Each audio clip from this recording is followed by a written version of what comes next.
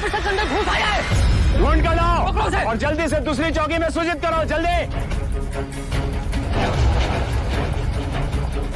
नई नगरी से कुछ लोग राज परिसर में घुसने का प्रयत्न कर रहे हैं। महाराज का जीवन संकट में है, हमें उसे किसी भी हालत में ढूंढना होगा।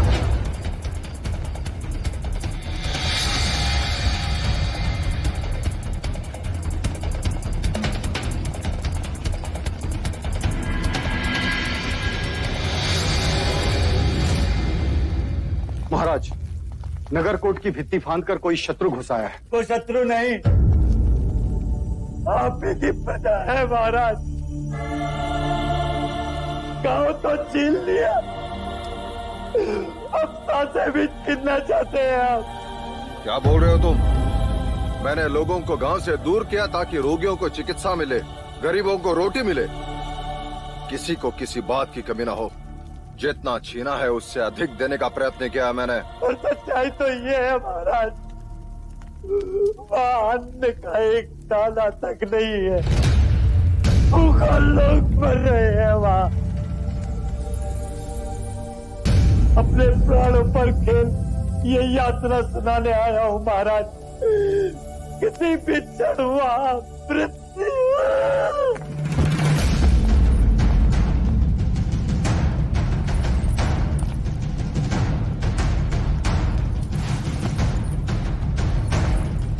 क्या हुआ इसे?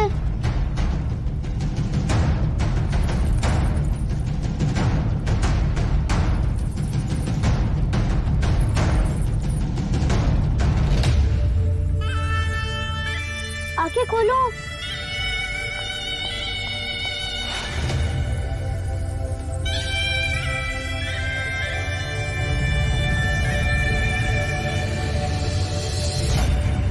ये उठ क्यों नहीं रहा है?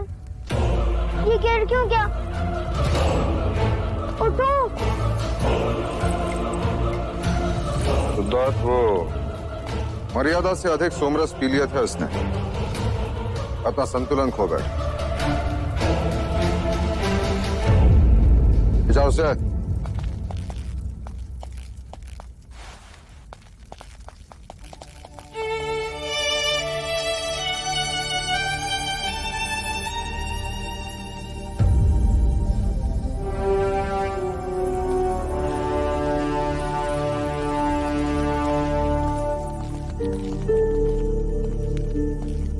माँ, ये सोमरस क्या होता है?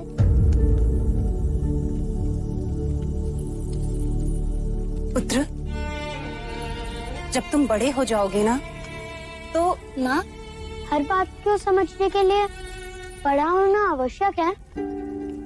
हर प्रश्न को आयु के अनुसार ही समझा जाता है। जब हर प्रश्न का उत्तर बड़े होने के पश्चात ही मिलना है, तो इस आयु में मुझे ये प्रश्न क्यों आते हैं माँ?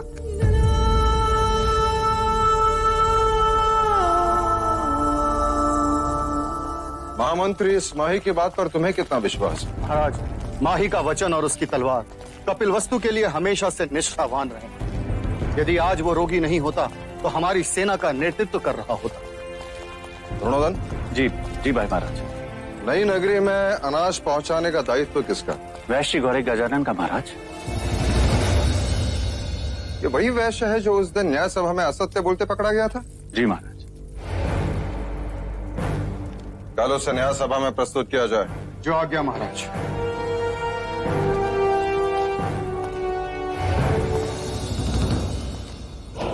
नहीं भाई महाराज, वैश्य गौरी गजानन कल न्याय सभा में प्रस्तुत नहीं। मुझे तो लगता है गौरी, जैसे ही तुम न्याय सभा पहुंचोगे बंदी बना लिए जाओगे। लेकिन क्यों? मुझे क्यों बंदी बनाएंगे? मेरे पास तो महाराज ही का आदेश है, जिसमें स्वयं उन्होंने नई नगरी में अनाज पहुंचाने पर रोक लगाई। कैसी मूर्खों जैसी बातें करते हो गौरी। अगर वो आदेश देते तो क्यों तुम पर क्रोधित होते, क्यों तुम्हें न्याय सभा में बुलाते? सोच गौरी सोच। मेरे भाई, मुझे तो कपट लगता है। एक बार बंदी बना लिए गए तो बस गए।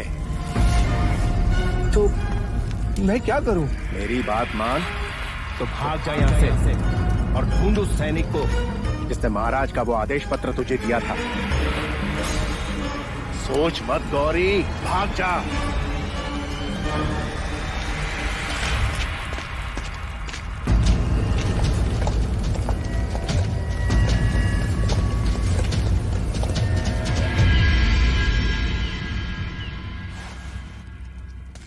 क्या वैश्य गौरी गजानन उपस्थित हैं? जी नहीं महाराज। सैनिकों ने राज्य के हर कोने में छानबीन की, किंतु गौरी गजानन की कोई सूचना नहीं मिली। कदाचित वो राज्य। क्या उसकी अनुपस्थिति उसके अपराधी होने की पुष्टि नहीं? जी महाराज। इसके लिए शाक्य न्याय में क्या प्रावधान है?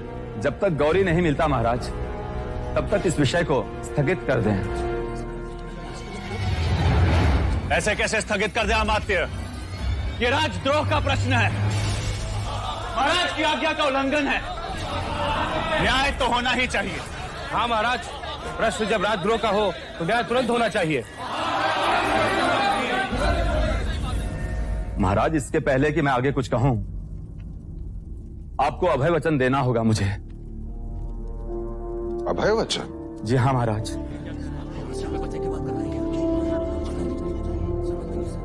मैं तुम्हें अभय वचन देता हूं अमात्य। महाराज, नई नगरी में अन्न पहुंचाना राज्य का उत्तरदायित्व था और इस कार्य के लिए गौरी को नियुक्त किया था। वो असफल रहा और कोई नहीं जानता कि इस समय वो कहां है। पहले भी गौरी इस न्याय सभा में अपराधी सिद्ध हो चुका है। न्याय सभा ये बात जानती है अमात्य। तो महाराज, अब उसके अपराध का उत्तरदायित्व उसी का बनता है जिसने गौरी का उत्तरदायित्व लिया है।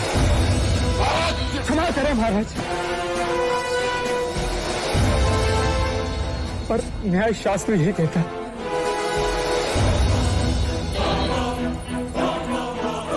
तुम्हारा संकेत युवराज सिद्धार्थ की ओर है।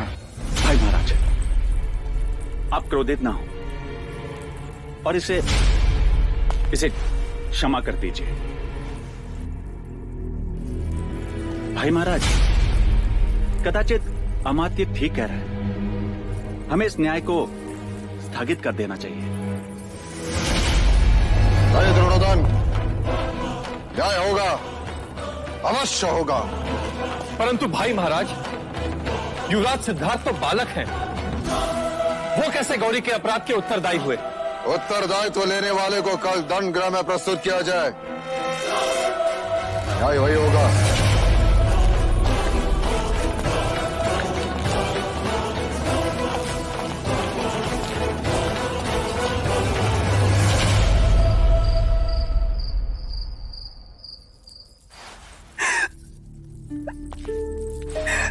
ये तुम क्या कर रही? सिद्धार्थ पे दया कीजिए देव, मुझे दंडित कीजिए।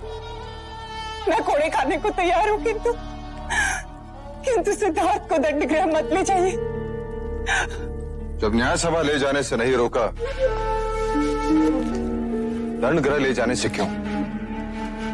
फिर क्या ये उचित है भैया कि इतनी कम उम्र में वो दंड गृह देखे? आप तो चाहते थे कि सिद्धार्थ पर दुख की छाया भी ना पड़े। जब नई नगरी के निर्माण के लिए आप प्रजा के प्रति निष्ठुर हुए, तो मैं आपके पुत्र स्नेह को समझ सकती थी, किंतु आज आप अपने उसी पुत्र के प्रति निष्ठुर हो गए। तो अब यह स्नेह किसके प्रति? न्याय के प्रति। जीवन अंत तक सिद्धार्थ अब कभी न्याय नहीं करेगा। हाँ, और किसी का उत्तरदायित्व तो कभी ना लेगा। मैं चाहता हूं कि वो क्षत्रिय बने, सम्राट बने, अपने कुल का नाम उज्जवल करे। क्या राजा राम हमारे कुल के नहीं थे? क्या उनमें करुणा नहीं थी? क्या वह प्रजा वत्सल नहीं थे? क्या वह किसी सम्राट से कम थे? क्या वह क्षत्रिय नहीं थे? राम राज्य से बढ़कर और कोई उदाहरण है क्या देव? मैं पिता के साथ साथ एक राजा भी हूं। जब मैं न्यायासन पर बैठता हूं तो उतर जाइए ऐसे न्यायासन से। मैं मैं शाक्य कुल की ऐसी शासन प्रणाली को नहीं मानती जहां एक निर्दोष को उसकी करुणा के लिए दंड दिया जा रहा है। 8 वर्षों में सुख के अतिरिक्त कुछ नहीं देखा। 8 कोड़ों में 8 जन्मों का दुख देख लेगा आपका भतीजा। उसने न्याय सभा के समक्ष गौरी का उत्तरदायित्व लिया था। पर वो अभी बालक ही है भैया। आर्य आर्य आर्य आर्य आर्य ओ आर्य, पता नहीं अब महाराज क्या न्याय करेंगे। उस दिन पूरी सभा ने सिद्धार्थ के न्याय को माना। अब सभा के न्याय को उसे मानना ही होगा। ऐसा न्याय जो शाक्यों के इतिहास में कभी किसी राजा ने नहीं किया।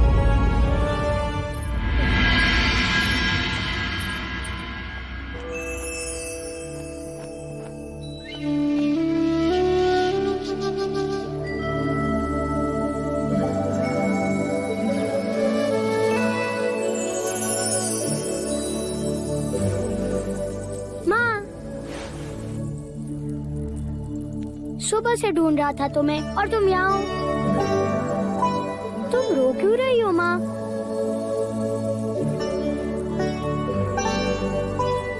पिछली बार जब मैं गुरुकुल जा रहा था तब भी तुम रो रही थी। जब भी मैं कोई नई जगह जाता हूँ तब तुम रोने लग जाती हो। और लौशिका कह रही थी कि आज मैं दंडगृह जा रहा हूँ। महादेवी, हम युवराज को लेने आए। हाँ हाँ चलो। माँ, मैं दंडगृह देख कर आता हूँ।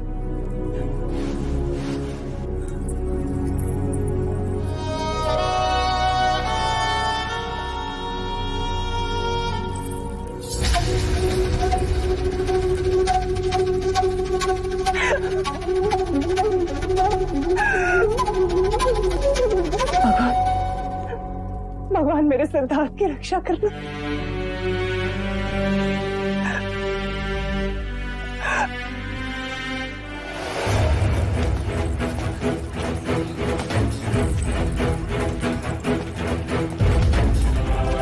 इतनी छोटी आयु और इतना बड़ा दंड।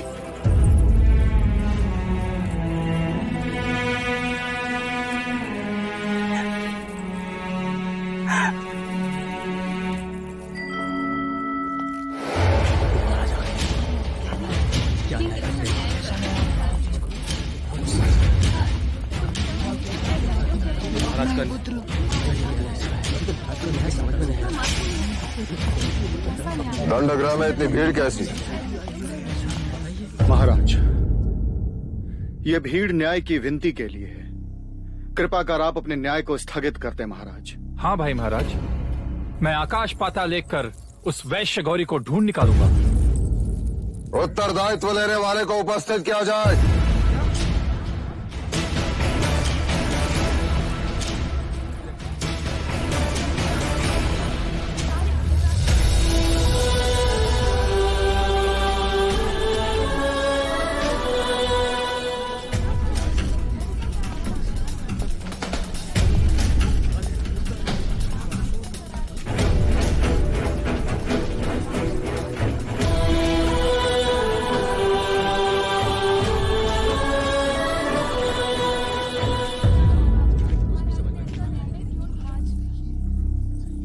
मैं लज्जित हूं कि नई नगरी के लोगों के साथ अन्याय हुआ। अन्न पहुंचाना राजा का कर्तव्य है और यह दायित्व मैंने गौरी को दिया था। उसने दोबारा अपराध किया तो उसका उत्तरदायित्व लेने वाला उसके दंड का अधिकारी है।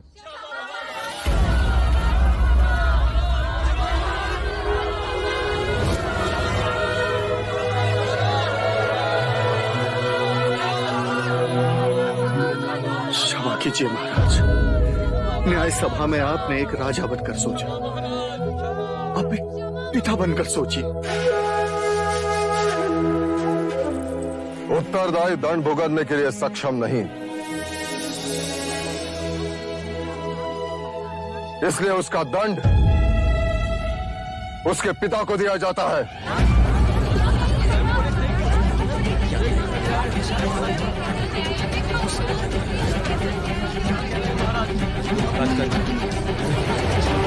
भाई महाराज, आप ये क्या कह रहे हैं? दंड देना राजा का धर्म था और दंड भुगतना पिता का धर्म है। परंतु महाराज, इसका युवराज सिद्धार्थ पर क्या असर पड़ेगा? मेरे पुत्र को यह ज्ञात हो जाएगा कि बिना सोचे समझे झूठे मनुष्य का उत्तरदायित्व लेना भी अपराध है। करुणा से राज्य नहीं चलते। महाराज, उठाओ कोड़ा, मैं तैयार हूं।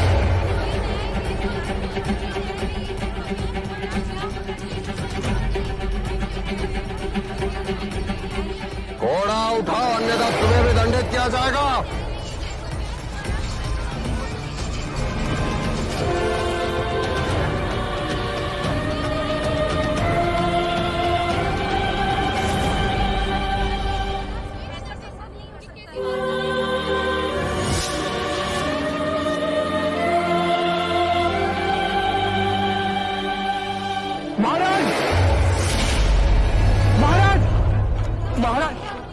महाराज, गौरी, क्षमा महाराज। देखते क्या हो, बंदी बना लो इसे। क्षमा महाराज, महाराज क्षमा। नए नगरी में अन्न पहुंचाने का दायित्व तुम्हारा था या नहीं गौरी? था महाराज। तो आज्ञा का पालन क्यों नहीं हुआ? क्योंकि महाराज वो भी तो आप ही का आदेश था। क्या?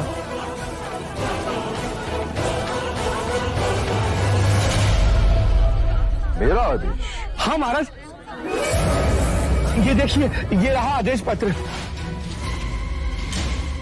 वैश्य गौरी गजानन, इस पत्र के साथ तुम्हें आदेश दिया जाता है कि आज तक राज के आदेशानुसार जो अन्न तुम नई नगरी को भेज रहे थे उसे स्थगित कर दिया जाए।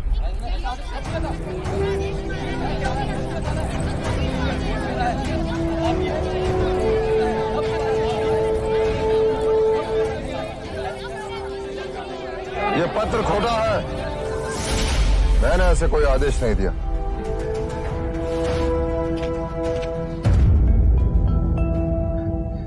जी महाराज, ये आदेश पत्र खोटा है। परंतु इसका प्रमाण क्या है? इस पर तो राज की मोहर लगी हुई है। मुहर लगाने वाले से एक भूल हो गई है। लोहे की नकली मुहर लगाने के फलस्वरूप इसके सतह पे उभरी हुई हाथी की चित्र खुरदुरी, जो कि असली सोने के मुहर से नहीं होती। ये पत्र तुम तक किसने पहुंचाया? राज्य के एक सैनिक ने महाराज। कहाँ है वो सैनिक? महाराज, मैं उसी को ढूंढ रहा था। स्वयं को निर्दोष प्रमाणित करने का बस वही एकमात्र प्रमाण था महाराज, पर वो अभी तक मिला ही नहीं। तुम न्याय व्यवस्था को भ्रमित कर रहे हो गौरी। क्षमा महाराज, क्षमा। मैं दंड भुगतने को तैयार हूँ महाराज।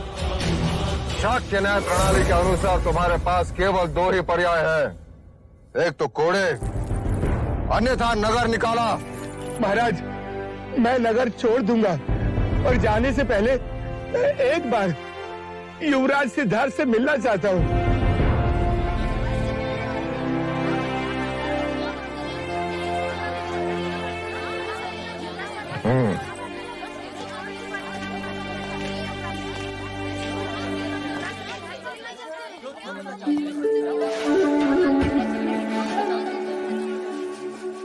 आपने मुझे सत्य के मार्ग पर चलना सिखाया। आपका विश्वास बना रहे, इसलिए मैंने किसी भी तरह का लालच न करके कोई भी छल कपट नहीं किया। सत्य स्वयं प्रकाशित होता है। आज नहीं तो कल अपराधी अवश्य दंड पाएगा।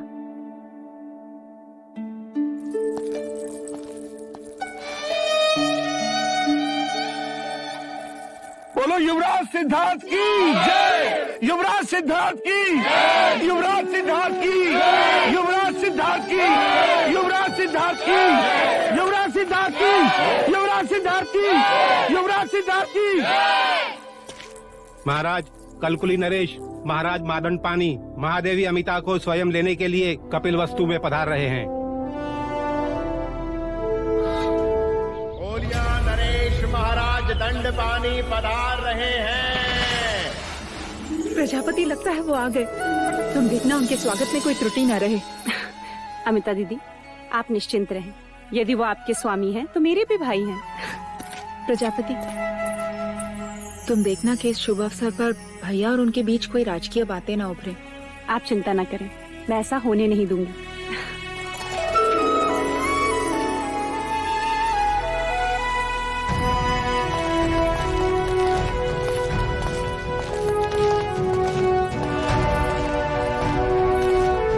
कपिल वस्तु में कोलिया नरेश महाराज दंड पानी के आगमन से हमारा अभिमान और बढ़ गया है। स्वागत है आपका। कदाचित आप संबंध भूल रहे हैं महाराज। कोलिया नरेश इस घर के जमाई हैं। और एक जमाई ससुराल स्वागत का अवसर कैसे जाने दे सकता है?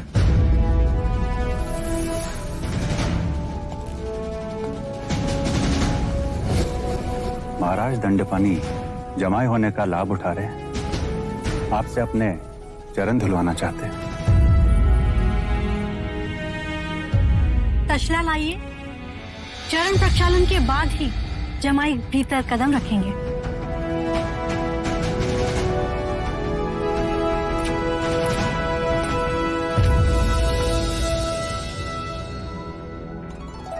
चरण तसले में रखिए भैया। ये तुम क्या कर रही हो प्रजा? मैं कपिल वस्तु के महाराज की अर्धांगिनी हूँ, अर्थात ये धर्म मेरा भी उतना ही हुआ। और आप मेरे बड़े भैया, तो ये दोहरा अवसर मैं कैसे छोड़ दूं? चरण तसले में रखिए। नहीं प्रजापति, तुम भली भांति जानती हो कि कोलिये पुत्रियों और भगिनियों से चरण स्पर्श नहीं कराते। रहने दो।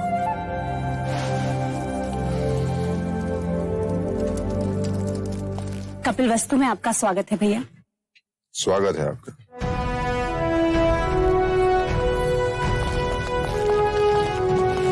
जैसे समाज को सही मार्गदर्शन देना ब्राह्मण का कर्तव्य है, वैसे ही समाज की रक्षा करना क्षत्रिय का कर्तव्य है। और क्षत्रिय बिना शस्त्र के अधूरा है।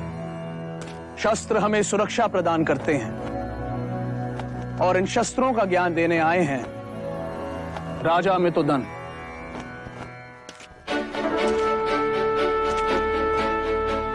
आज हम धनुर्विद्या सीखेंगे।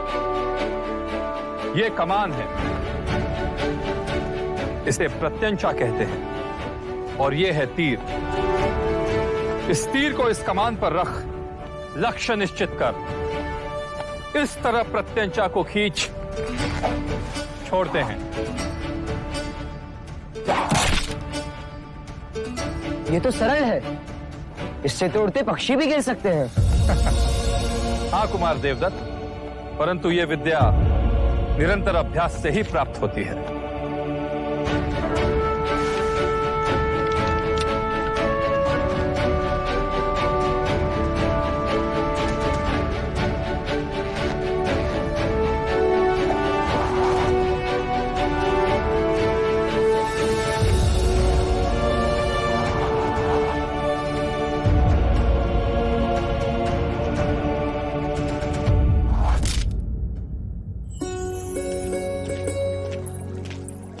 देवदत्त की तरह शस्त्रों का अभ्यास क्यों नहीं करते? मुझे शस्त्र अच्छे नहीं लगते। और अश्व? मुझे सारे प्राणी बहुत अच्छे लगते हैं। अरे वाह, कितने सुंदर पुष्प है ये। तुम इतने सारे पुष्प का क्या करोगी? मैं इन्हें देवता ले जाऊंगी। हमारे यहाँ ऐसे सुंदर पुष्प नहीं होते।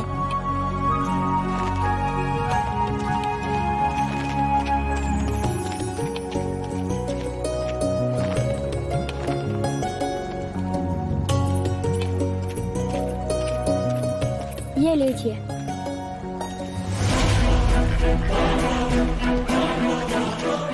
ये तो घायल है।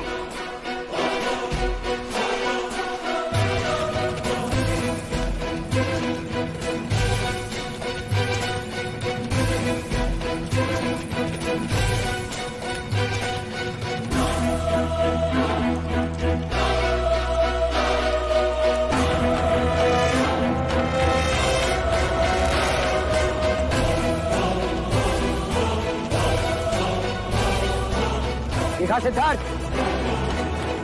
मैंने उड़ते पक्षी को मार गिराया।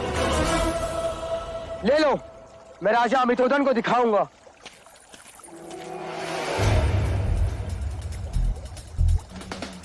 सुना नहीं तुमने? ये मेरा आखेट है। इसे मैंने बचाया है। ये पक्षी मेरा है। तुम अपने ज्येष्ठा का अपमान कर रहे हो सिद्धार्थ। मैं अपना कर्तव्य कर रहा हूँ ज्येष्ठा। आखेट क्षत्रिय गुण है और रक्षा क्षत्रियों का कर्तव्य। यदि तुमने मुझे ये पक्षी नहीं लौटाया तो अच्छा न होगा। नहीं देगा वो आपको। क्या कर लोगे? मैं इसी घड़ी न्याय सभा में जाकर महाराज से याचना करूंगा।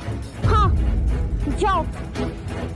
मैं महाराज के आदेश की प्रतीक्षा करूंगा।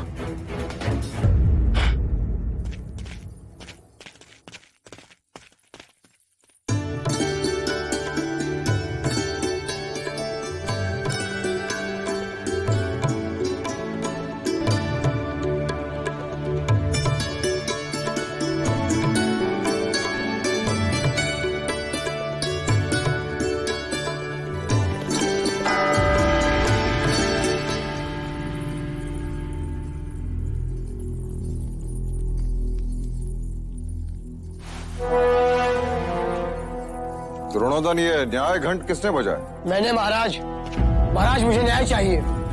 देवदत्त, क्या बात है देवदत्त? तुम इतने क्रोधित क्यों हो? आप ही बताइए महाराज। मैंने तीर चलाया, एक पक्षी का आखेट किया, तो उस पर किसका अधिकार हुआ? ये तो उजाले में परछाई जैसी सरल बात हुई। जिसका तीर आखेट उसी का। महाराज, आखेट मैंने किया, पर युवराज सिद्धार्थ ने वो पक्षी मुझसे छीन लिया। मुझे अपना अधिकार चाहिए।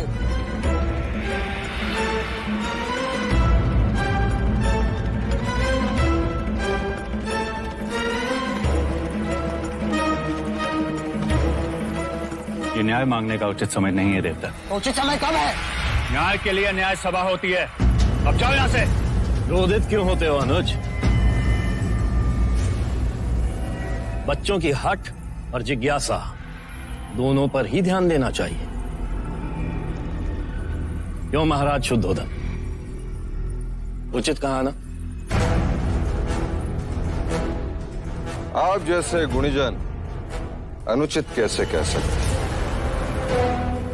जब देवदत्त ने न्याय घंट बजा ही दिया है तो उसे न्याय भी अवश्य मिलना चाहिए। महाराज, महादेवी अचानक अस्वस्थ हो गई है।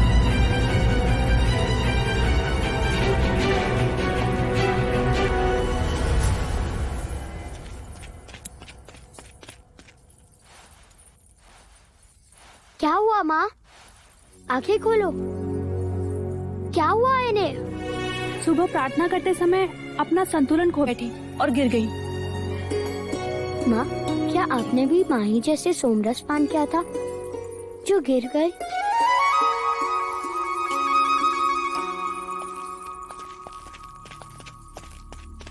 क्या हुआ प्रजा?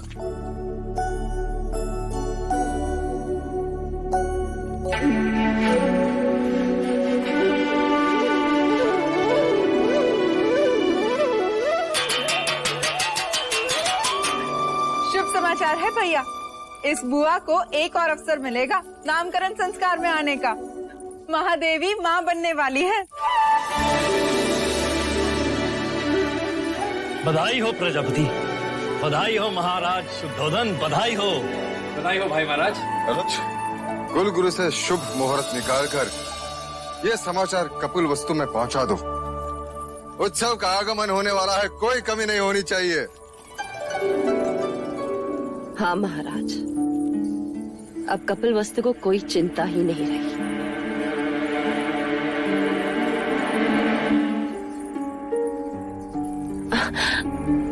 अब यदि असित मुनि की वाणी सत्य भी होती तो भी राजे को भयभीत होने की कोई बात ही नहीं। नया उत्तराधिकारी जो आने वाला है। क्यों महादेवी, है ना?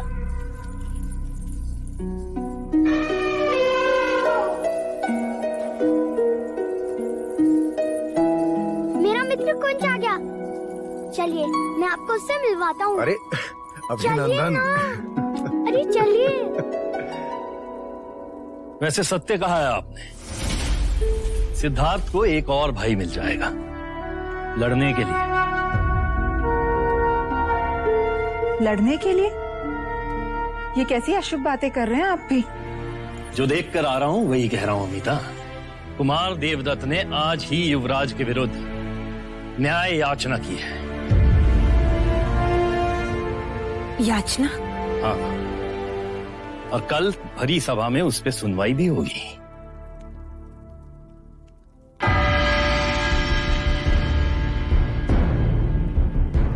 कहो कुमार देवदत्त, आप दरबार से क्या न्याय चाहते हैं? महाराज, मैंने पक्षी का आखेट किया, वो पक्षी मेरा हुआ। महाराज, ये पक्षी मुझे घायल अवस्था में मिला, मैंने इसकी रक्षा की, अभी मेरे पास रहेगा। तो अब ये न्याय करना है कि ये पक्षी किसे दिया जाए, जिसने उसे घायल किया उसे या जिसने उसकी रक्षा की उसे। आखेट करना तो क्षत्रियों का गुण धर्म है युवराज। निर्बल की रक्षा करना क्षत्रियों का कर्तव्य है महाराज। पक्षी देवदत्त के तीर से घायल हुआ ये तो मानते हो ना तुम? पर अब ये मेरी शरण में है, ये बात आप मानते हैं या नहीं? मुझे तुम्हारी क्षत्रियता पे संदेह है। और मुझे तुम्हारी मनुष्यता पर। घायल करने से पीड़ा होती है, चित्कार उठता है, पर रक्षा करने से स्नेह बढ़ता है। जगत में स्नेह बढ़ना चाहिए या पीड़ा? जिस तरह हर बादल से पानी नहीं बरसता, जिस तरह हर वर्ष खेत में एक सा अनाज नहीं उगता, जिस तरह मनुष्य की पांचों उंगलियां एक सी नहीं होती, उसी तरह आखेट भी हर क्षत्रिय का गुण धर्म नहीं हो सकता। सच्चा क्षत्रिय रक्षक होता है, ऐसा आचार्य कहते हैं। धर्म रक्षा क्षत्रिय धर्म, जीव रक्षा परमो धर्म। अब आप ही न्याय कीजिए। दांत भी मेरे और होड़ भी मेरे। कुलगुरु वाचस्पति, कृपा करके आप ही न्याय करें।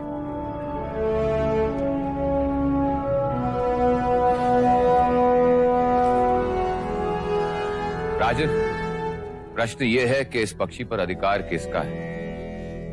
एक ने क्षत्रिय गुण धर्म दिखाए और एक ने क्षत्रिय धर्म।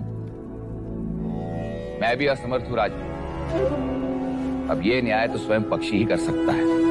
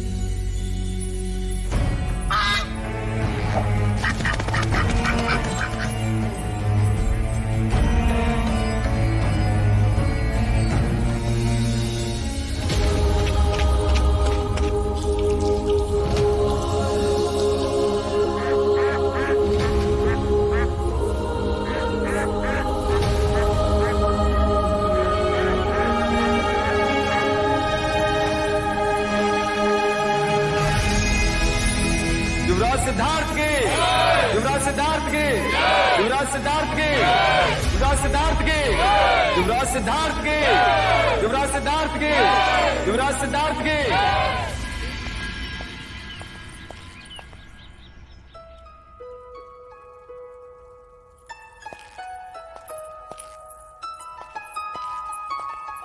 ये सब क्या है प्रजापति?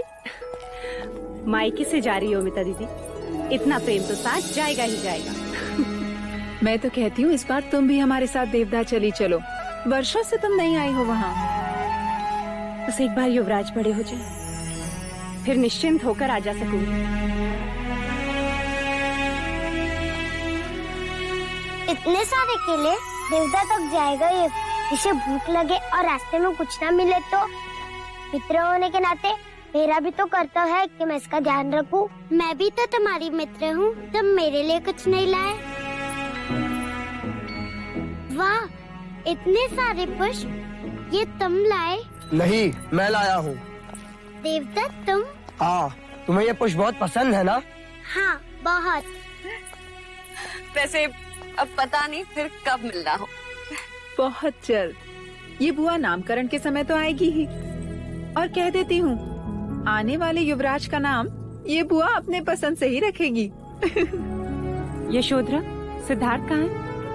पता नहीं, मैं भी उससे ही ढूंढ रही हूँ। सिद्धार्थ, सिद्धार्थ! ये देखो, कुंज ने देख लिया सिद्धार्थ को। कहाँ थे तुम? तुम्हारे लिए भेंट लाने गया था। कहाँ है? दो।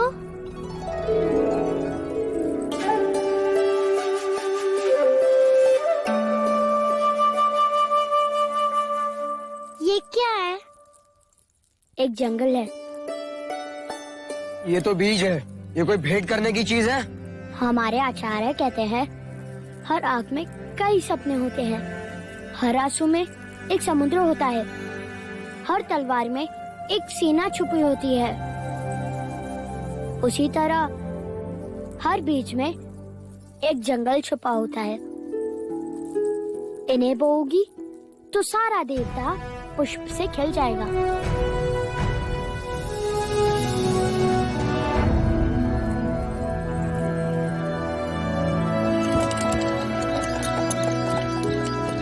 तुम्हारी याद आएगी।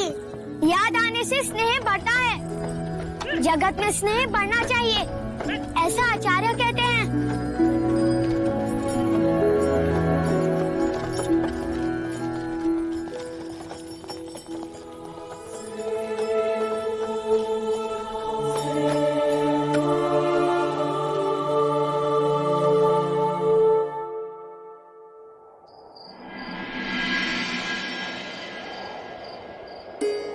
महादेवी, आपकी औषधि का समय हो गया है। लौशिका, औषधि बाद में, पहले तू तेल लगा। ठीक है।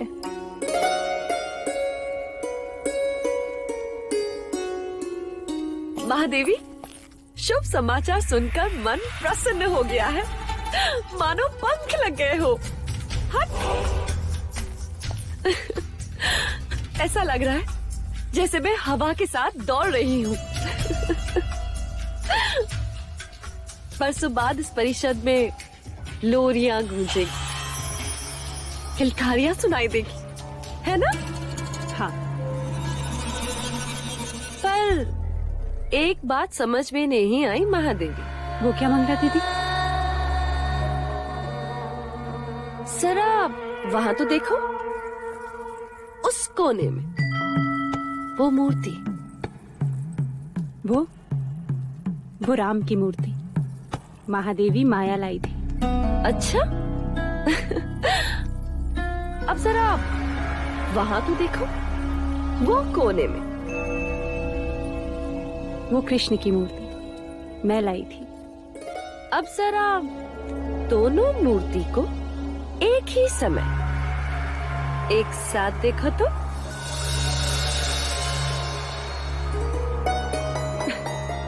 ये क्या ठिठोली है मंगला दीदी? ठिठोली नहीं है महादेवी, सत्य है। अब ये सोचो, एक कोने में सिद्धार्थ खड़े और दूसरे कोने में आपकी होने वाली संतान। तो दोनों का ध्यान एक साथ कैसे रख पाओगी महादेवी? वो दोनों मेरी दो आंखें होंगी मंगला दीदी।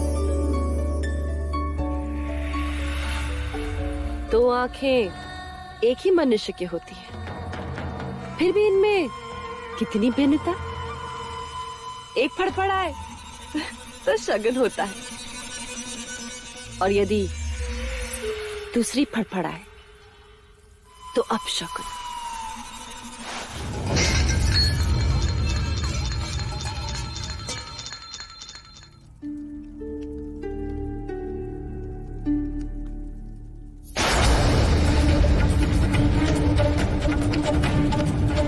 सिद्धार्थ को देखोगे तो अपनी संतान के साथ अन्याय करोगे,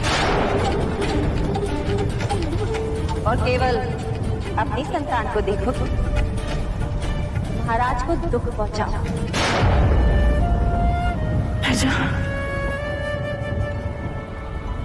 मुझे वचन दे कि तू मेरे सिद्धार्थ को उसकी सगी मां बनकर पालेगी। सिद्धार्थ को एक और भाई मिल जाएगा लड़ने के लिए। ये संतान हर शब्द आपके आगे प्रश्न बनकर खड़ी रहेगी महादेव। मुझे वचन दे कि तुम मेरे सिद्धार्थ के सारे इच्छाएं पूरी करेंगी।